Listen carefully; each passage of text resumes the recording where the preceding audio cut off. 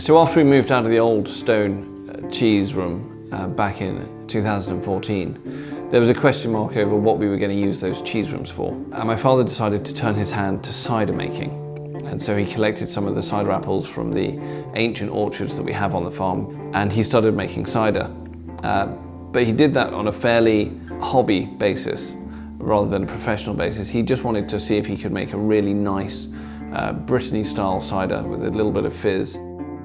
As a boy, I was always interested in the idea of making cider. I make some cider, most of it is used for washing the cheese in, but the interesting thing about it is that I'm using the press that my father bought for me when I was in my teens, and the press was actually a cheese press, ironically. He bought a cheese press for pressing apples, which I now use, so that original press is being used not for its original use, but being used to press apples into cider. But around the same time, we were looking to introduce a new cheese to our range, and so amongst us we experimented.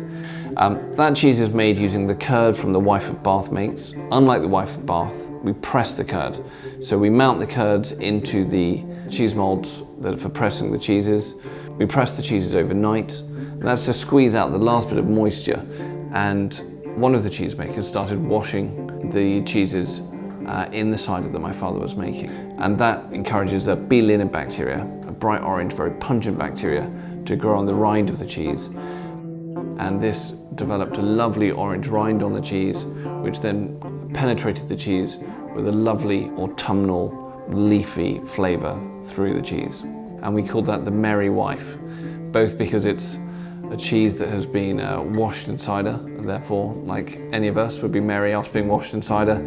But also, there's a nice reference in Shakespeare, in the Merry Wives of Windsor, to a cheese-loving Reverend Hugh Parsons. And so there's a kind of a double link to the cheese, following from the naming of our Wyfe of Bath cheese after the character in Chaucer's Canterbury Tales. We also have a link to Shakespeare in the Merry Wyfe cheese.